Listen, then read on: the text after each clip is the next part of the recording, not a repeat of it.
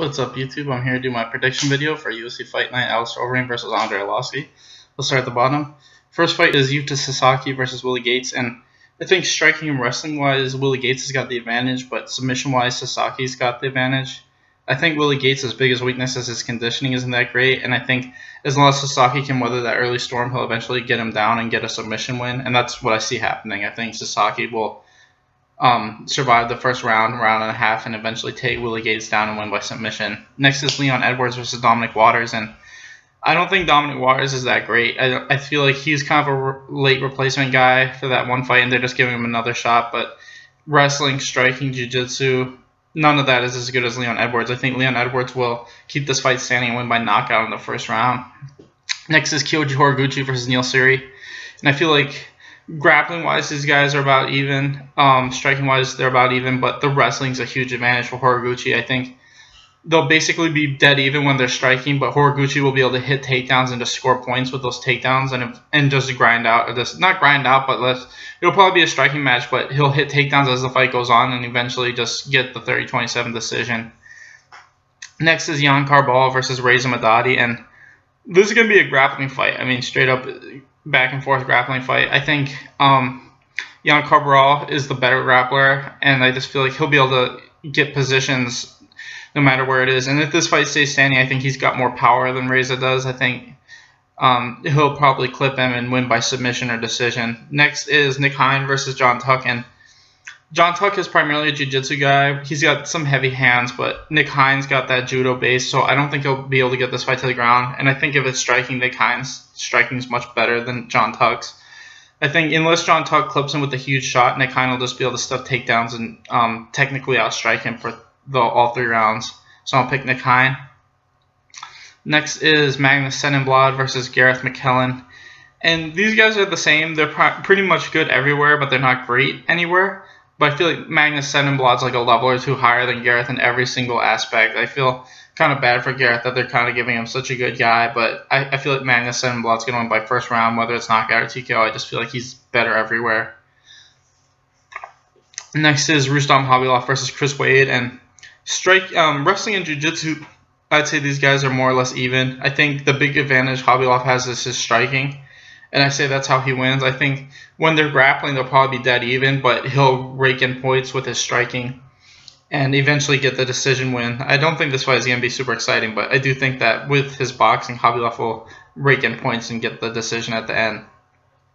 Next is Korlina Korosnov versus Heather Joe. And I feel like Korlina's got great skills everywhere. I think that Heather Joe is just kind of all right. I don't know a whole lot about either of these chicks, but I'm going to say that Korlina will be able to get a decision just because, like I said, I think she's just better everywhere. Next is Nikita Krylov versus Francisco Barra, and I feel like Francisco Barra is not that great of a fighter. I feel like he's kind of just a decent striker who's good at holding people up against the fence. I feel like Nikita Krylov's got much better striking and much better jiu-jitsu. I think Nikita Krylov will probably win by knockout in the first round. I just feel like Francisco Barra is on a decent win streak, but that's because he's fighting guys that couldn't stop him from holding him up against the fence. So I think Nikita Krylov's a guy who won't just be held up against the fence like that. So first round knockout for Nikita Krylov. Next is Grameen de Silva, I think, versus Anne Emilos. And I'm going to pick Gramina. I think Gramina's got really good striking, and she's fighting someone who's just kind of average in my opinion.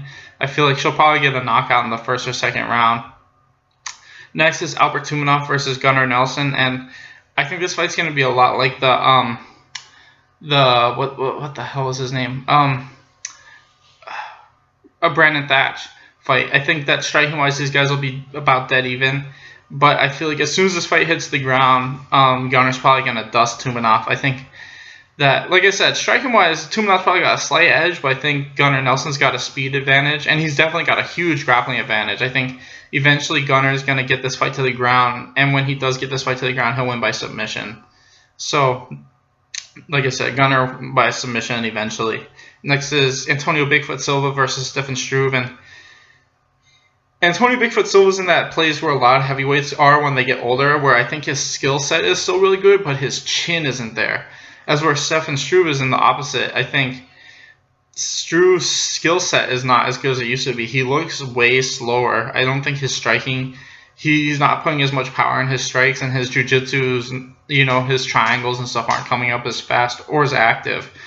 I think Bigfoot, his striking is still really good and his power is still really good. It's just his chin isn't there. But like I said, Stefan Struve, his striking and jiu-jitsu just haven't looked on point recently. So I'm going to pick Bigfoot. I think he'll eventually work Struve up against the fence and just win by knockout like how he did against Sol Pelele. I think he'll just push him up against the fence and then just start throwing tight combinations against the fence and win by knockout, probably in the first or second round. And last is Alistair Overeem versus Andre Arlovski. And to me, this fight could go either way, but I do think that Andre Arlovski's got that type of fast in like tight boxing combinations when he's in real close, which I think Overeem is weak against. I think Overeem definitely has more ways to win this fight. I think if he took this fight to the ground, he'd probably win really easily. And you never know, he could honestly do that. We've seen him do that a lot of the times in fights where, like when he fought Frank Mir and when he fought Stefan Struve. So Overeem isn't one of those guys who, just because he's known as a kickboxer, his jiu-jitsu, in my opinion, is better. Like, whether you believe that or not, I mean, he's got more submission wins than he does knockouts, and he's probably got just as many national championships in jiu-jitsu as he does striking. So I feel like on the ground, he's way better than Andre. I just feel like the only thing that I see is that I don't think he'll do that. I think he'll keep this striking. I think if he keeps this striking, Andre's going to win by knockout. If he was smart, he'd just take him down, and he'd probably win really quick. Kind of like how Nate Diaz versus Conor McGregor. Striking-wise, I thought they were even. And then when Conor went for a takedown, he got submitted really quick. I think that's the same thing. If these guys are striking, it'll probably be close, and it's just whoever clips who first. Grappling, Alistair Overeem probably win really quick. But I just see this fight being a striking fight, and I just feel like Andre's faster than Overeem is, and I think that's going to be the difference. I think Andre's going to win by first round knockout just because he's faster. So anyway, thanks for watching, guys. Please like and subscribe.